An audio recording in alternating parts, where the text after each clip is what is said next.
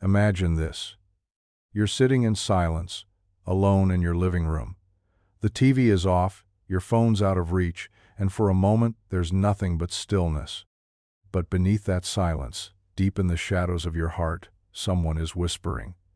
It's not a stranger, it's not your partner, your parent, or your boss. It's the small, quiet voice of the child you once were, the one you haven't spoken to in years, the one who still cries when no one's looking. You see, you didn't leave them behind. You carried them with you into adulthood, into every fight, every relationship, every panic attack that didn't make sense. And while the world may only see the grown-up version of you, the provider, the achiever, the one who has it together inside, that child is still waiting. Waiting to be heard, waiting to be held, waiting to heal. Carl Jung once said, "Until you make the unconscious conscious, it will direct your life and you will call it fate." So what if the chaos in your outer world isn't random? What if it's the echo of an unhealed child within you? What if your relationship patterns, your burnout, your inability to rest, aren't flaws, but signals, clues that something inside you is still unfinished, something still asking for love? We spend years trying to change jobs, cities, partner shopping. The outside will fix the inside. But healing doesn't begin on the outside. Healing begins within. And the truth most people never tell you is this: that wound you keep ignoring, that ache you've numbed with busyness or perfection or people-pleasing, it's not going away until you listen. Because it's not just a feeling, it's a message, and it's time to stop running from it. This isn't about blame, it's about understanding. You didn't choose your wounds, but you can choose to face them. And in doing so, something remarkable happens. The moment you begin to heal your inner world, your outer world begins to shift with it. Relationships soften. Chaos loses its grip. And for the first time, you stop surviving and start becoming whole. But to do that, we must start at the beginning. Not the moment you broke, but the moment you were born whole. Let's go there together. Close your eyes for a moment and imagine yourself at 5 years old. Not the version in family photos. The real one, the one who felt too much, who asked why, who laughed loudly, cried easily, and loved without fear. That version of you never disappeared, they just learned to hide. And in Jungian psychology, that hidden part of you, the one shaped by your earliest experiences before you had words to explain themes, known as the inner child. It's not just a memory, it's a living presence within your unconscious. A part of your psyche that holds on to everything your adult self has tried to forget. Joy, wonder, imagination, but also fear, shame, abandonment. It's the part of you that got confused when love meant yelling. The part that shut down when being sensitive made others uncomfortable. The one who learned to please, to perform, to protect. And yet, that inner child never stopped hoping someone would finally notice what they needed. Most people go their entire lives ignoring this part of themselves. They chase achievements, relationships, validation, but never turn inward to ask, what does my inner child still believe about me? Because here's the truth. If you were told as a child that you had to earn love, you probably still believe it. If your needs were dismissed, you might still silence yourself, even when you're screaming inside. And if no one ever modeled safety, then vulnerability will feel like a threat, not a gift. Jung believed that every human being carries this child within them, and that healing comes not by silencing the child, but by integrating them, by making space for their voice again.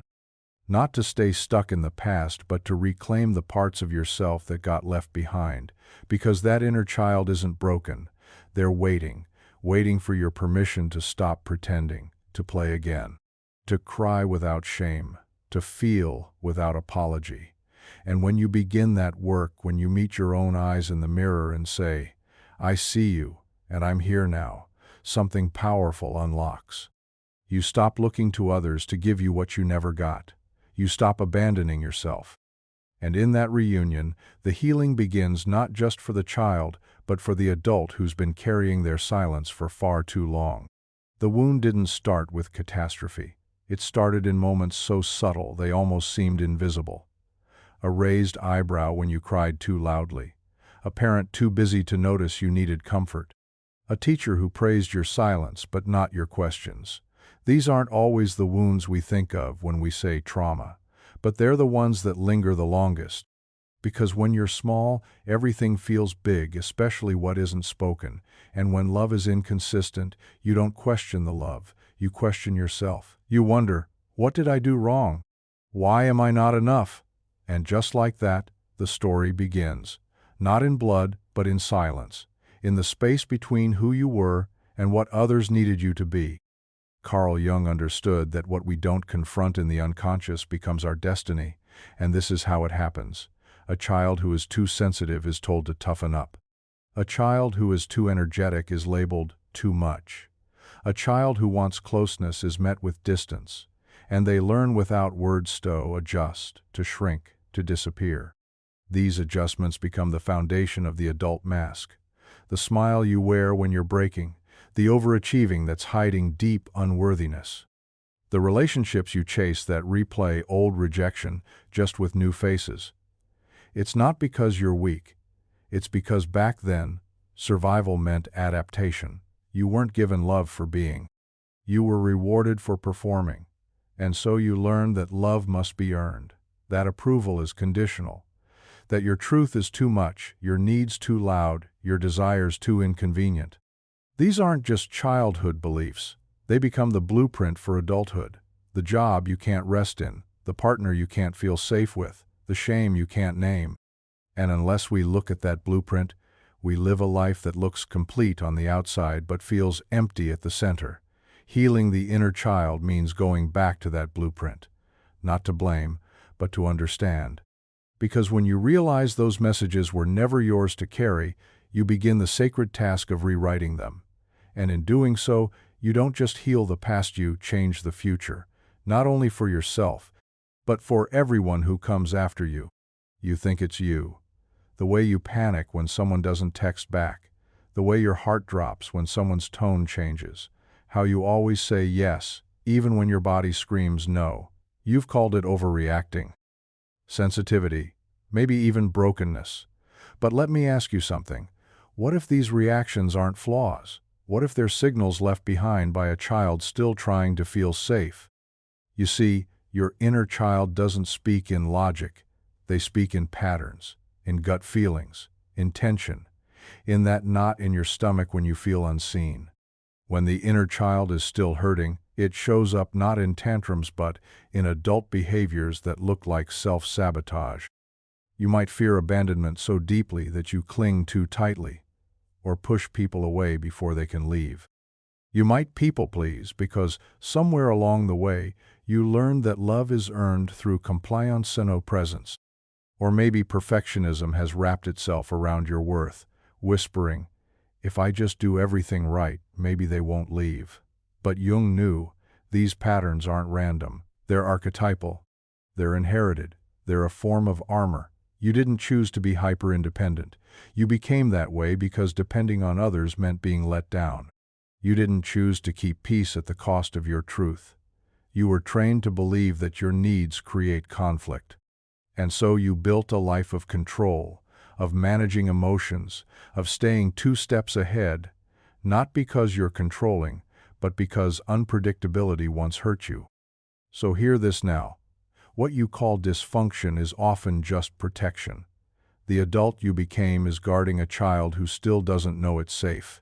And healing doesn't mean getting rid of these parts, it means understanding them, sitting beside them, asking, what are you trying to protect me from? That's where transformation begins.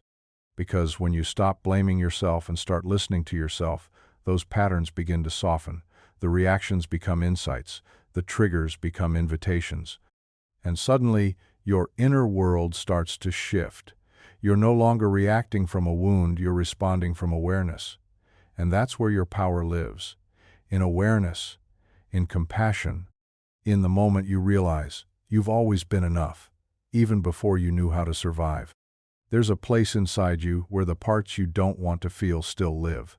The rage you were told was unacceptable, the sadness no one made space for, the fear you buried because it made others uncomfortable. These parts didn't disappear, they were pushed down into what Carl Jung called the shadow. The shadow isn't evil, it's not a flaw. It's simply the side of you that was never welcomed into the light. The child who cried too much, who asked for too much, who needed more than what was available. And so, piece by piece, that child was tucked away. Not because they were wrong, but because their truth felt dangerous in a world that didn't know how to hold it. You learned to survive by becoming who others needed you to be. But survival came at a cost, authenticity. And now, as an adult, you carry that forgotten child inside you not as a memory, but as a silent shadow shaping your every move. Jung taught that what we do not make conscious, we project. And this is exactly what happens when your inner child is exiled into shadow. They don't vanish, they come out sideways. In jealousy, that doesn't make sense. In anger that flares out of nowhere. In shame that clings to your every choice. You're not broken, you're split. And that split, the one between who you are and who you had to become, creates a disconnection that echoes through your entire life. The shadow isn't the enemy. It's the part of you begging to be seen, not judged. And your inner child is the heart of that shadow, the part that still wants to play, to rest, to cry without apology. But until you welcome that child back, you'll keep seeing their pain in others. You'll call them needy, dramatic, too sensitive because you haven't yet healed those same wounds within. Integration doesn't mean fixing, it means remembering. It means saying, you don't have to hide anymore. You're allowed to exist. And the moment you do that, the war inside begins to quiet. Because the child who was once pushed into the dark now becomes your guide knot, your ghost. And when that happens, the shadow doesn't haunt you, it teaches you. And the parts you once feared become the very parts that set you free. You think you're seeing reality, but you're not. You're seeing through the eyes of a child who still remembers the moment love felt unsafe. The time approval came with conditions. The feeling of being too loud, too emotional, too much. And even now, decades later, that child is still holding the lens. Carl Jung once said, "We don't see the world as it is, we see it as we are." But what happens when we are still hurting? We project. That's what the psyche does with unhealed pain. It places it outside of use in our partners, our friends, our coworkers, our children, not to blame them, but because the wound inside is too tender to face. You're not needy, but when someone pulls away, your heart panics. Not because they're cruel, but because your inner child remembers being left. You're not controlling, but when things feel uncertain, your whole body tightens because somewhere inside, that child is still trying to find safety. And it doesn't stop with relationships. Your career, too, becomes a stage for old stories. You overwork not because you're driven, but because rest feels unsafe. You chase recognition because your worth was once tied to performance. And parenting? That's where the projection is loudest. Because children don't just mirror us, they trigger everything we haven't healed. The crying baby reawakens the helplessness you buried.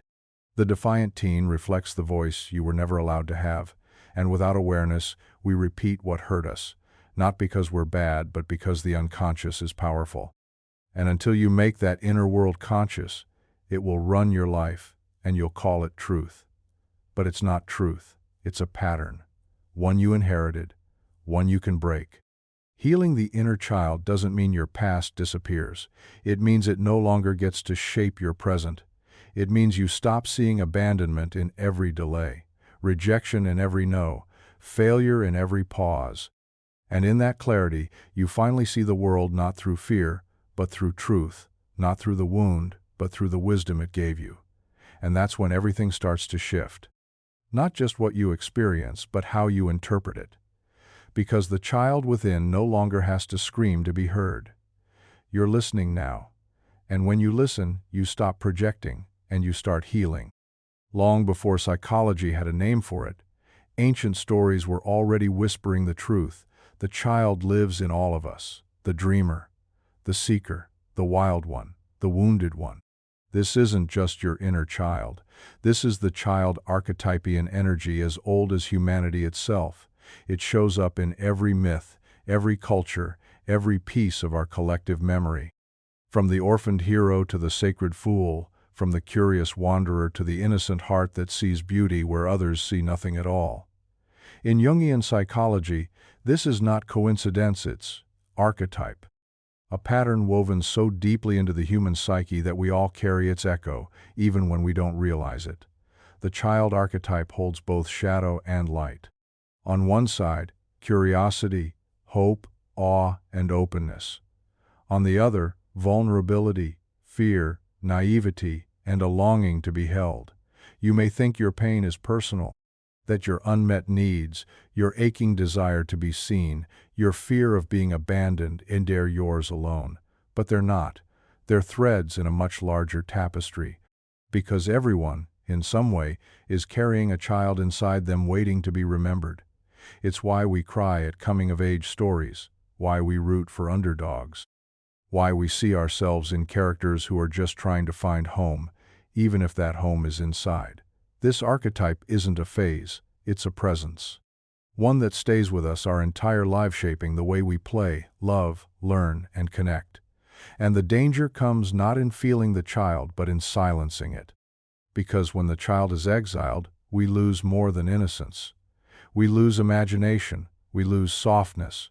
We lose the part of us that still believes magic might be real. But when we embrace it, we reconnect with something ancient, something sacred, not a return to immaturity, but a return to essence, a reminder that inside all the armor is a heart that still wants to feel safe, still wants to be delighted, still wants to be held. The child archetype doesn't ask us to regress it, asks us to remember that no matter how much we grow, we are never separate from that original spark. And in that remembering, something holy returns, wholeness. No one taught you how to do this, how to hold yourself when everything feels like it's falling apart, how to stay present when the fear rises, how to love yourself without conditions. But now, you get to learn, not as a child needing someone else to do it, but as an adult becoming the guardian you never had.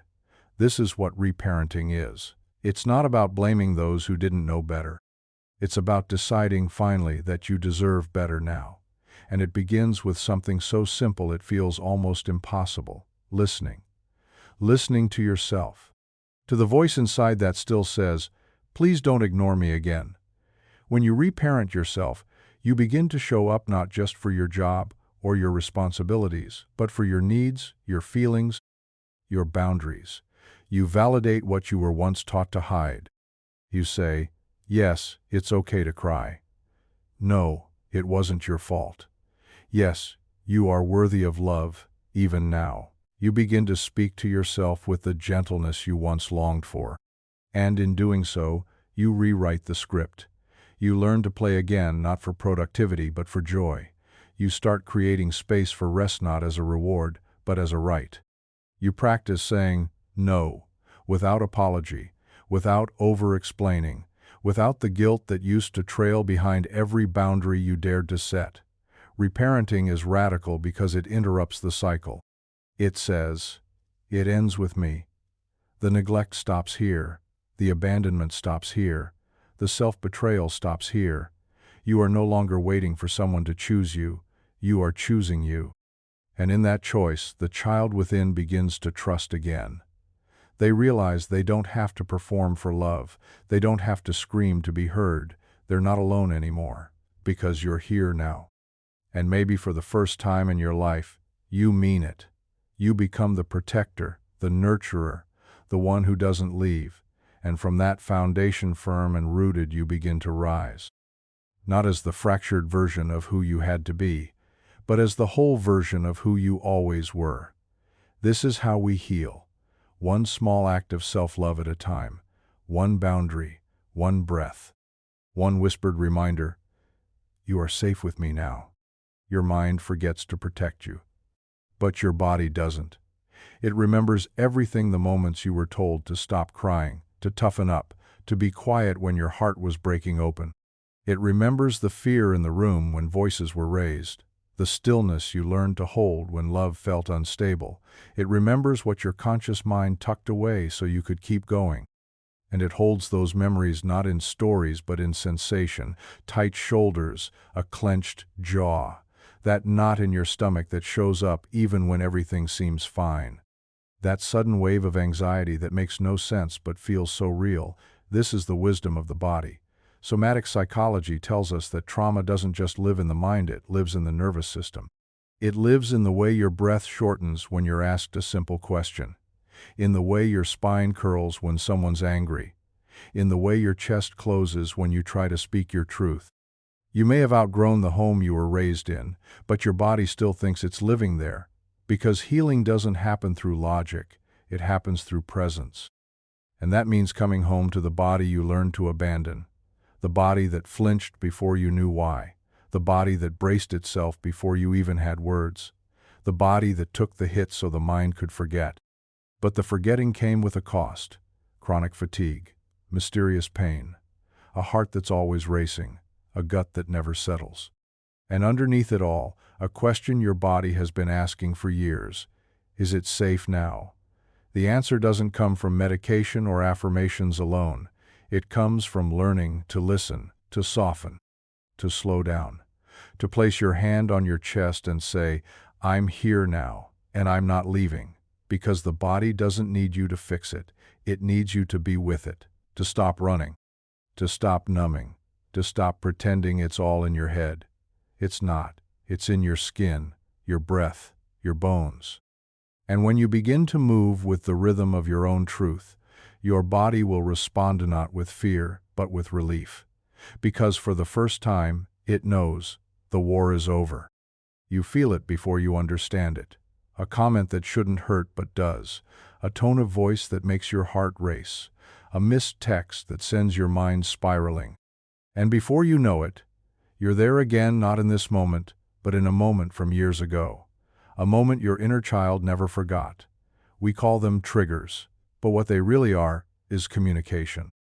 Flashes of memory disguised as emotion, the body remembering something the mind has buried. When you're triggered, your inner child is speaking. Are you listening? Because most of us don't. We shame ourselves for overreacting. We isolate, shut down, lash out. We try to manage the feeling like it's a virus, something to control, suppress, avoid. But your triggers aren't here to punish you. They're here to guide you. They're signals that something within still needs love, still needs attention, still needs your presence, not judgment, not silence, not a plan to fix it, just presence. Imagine if every time you were triggered you paused not to push it down but to get curious. What part of me is hurting right now? What is this moment trying to teach me? Because beneath every trigger is a story, a belief, a wound. And if you trace it back, you'll often find the same child, the one who was left, shamed, ignored, misunderstood. You're not broken for feeling deeply. You're not weak for being affected. You're human. And your healing doesn't come from avoiding discomfort, it comes from honoring it, sitting with it, learning from it. Because each emotional flash is an invitation to reconnect, to choose differently, to speak the words you once swallowed, to offer comfort instead of criticism, to say to yourself, "I see you, I hear you, I've got you." And when you do, something shifts. That same trigger, once sharp and loud, begins to soften. It loses its grip, because the child within no longer has to scream to be acknowledged. You're listening now, and that changes everything. Triggers don't mean you're failing, they mean you're healing. They're the flashlight shining into your own darkness, saying, "Here, this is the next place to love." Pain has a voice. It doesn't speak in words, it speaks in patterns, in aches, in longing. And for most of your life, you may have seen it only as a burden, a shadow to outrun, a scar to hide. But what if the pain wasn't here to destroy you? What if it was trying to deliver something? Something sacred, something essential. Carl Jung said, "The gold is in the dark." He meant that what we most fear, what we most avoid, often holds the very thing we've been seeking. Your deepest wound, the one that cracked you open, is not just a place of suffering, it's a portal. Inside it lives creativity, because you learned to escape pain through imagination. Inside it lives empathy, because you know what it means to hurt and still keep your heart open. Inside it lives intuition, because your safety once depended on reading the room before you knew how to read words. And inside it lives resilience, because you survived what once felt impossible. You may think you are this way in spite of the pain, but maybe you are this way because of it. The wound doesn't disappear, but it transforms. What once made you fragile becomes your strength. What once silenced you becomes your message. This isn't romanticizing trauma. This is reclaiming the story. Because for too long you believed you were broken. But the truth is, you were broken open. And inside that opening something was waiting: your voice, your fire, your wild, uncontainable self. Healing isn't about erasing the past. It's about mining it. Going back into the dark with a lantern in your hand saying, "Show me what I couldn't see before." That's where the treasure is. That's where the healing lives. Not by pretending you were never wounded, but by discovering what the wound came to awaken in you. Because when you learn to see your pain not as a sentence but as a teacher, you stop running from it. And in that stillness, you finally find the gold you've been searching for, not out there, but within. There's a moment in the healing journey when the goal shifts. No longer are you just trying to feel better, you're trying to become whole. And this is the path Carl Jung called individuation, the process of integrating all the parts of you, especially the ones you were taught to exile, the loud parts, the soft parts, the angry parts, the afraid parts, the child, the shadow, the dreamer, the skeptic. Individuation doesn't ask you to be perfect, it asks you to be real, to be complete. To stop chasing someone else's idea of who you should be and come home to who you truly are. That includes the inner child not as a saboteur, but as an ally. Because the truth is, they were never your enemy. They just wanted your attention. And now, with the wisdom of the adult you've become, you can offer them what no one else could. Safety, witness, love. When that happens, when the child within no longer feels abandoned, they stop screaming. They stop hijacking your decisions. They stop pulling you back into the same cycles. Because now, they trust you. They know you won't leave. And with that, you begin to move differently. You stop reacting, you start responding. You stop performing, you start aligning. You stop searching outside yourself for completion, because you found it within. Individuation is not a destination. It's a becoming, a return to center, a reunion of everything you are and everything you once feared. It's knowing that your anger has a voice, that your grief holds wisdom, that your joy is not frivolous, it's divine. And when you live from that wholeness, the world around you starts to shift, not because it changed, but because you did. You see with new eyes, you walk with different weight. And you no longer feel torn in half by expectations that were never yours to carry. You are no longer a puzzle with missing pieces. You are the whole picture, alive, present, awake. Individuation isn't easy. It asks for courage, for shadow work, for truth. But what you gain in return is a life that finally feels like it's yours, authentically, unapologetically, completely. Something subtle happens when you begin to heal, not dramatic, not loud, but unmistakably powerful. You become more still inside, less reactive, more rooted, and that stillness begins to ripple outward. First, in your relationships. Where you once clung or pulled away, now you pause, you breathe, you respond from awareness instead of defense. You stop choosing partners from a place of wounding and start choosing from a place of wholeness. Love becomes less about filling a void and more about sharing a fullness. And in parenting, everything changes. You stop passing down what you didn't mean to carry. You stop demanding from your child the things no one ever gave you. You begin to see them not as an extension of your unfulfilled hopes, but as a sovereign soul. You give them space to be what you once couldn't. And in that space, healing moves through generations. Even in leadership, the shift is felt. You no longer lead from insecurity, from the need to prove, to control, to be seen. You lead from presence, from groundedness, from compassion. You become the calm in the room not because you have all the answers, but because you've stopped running from your own questions. Healing the inner child doesn't just help you feel better, it helps you become better in every space you touch. Because when the pain inside quiets, your capacity expands. Your boundaries strengthen, your empathy deepens. Your joy softens the air around you. And those around you begin to feel it. They may not know what changed, but they feel safer near you, more themselves, more whole. That is the quiet revolution of healing. It doesn't need applause. It doesn't demand recognition. It simply shifts everything. Because when you heal within, you stop repeating the past, you begin creating the future. A future where peace is possible, where love is safe, where being human no longer means being broken.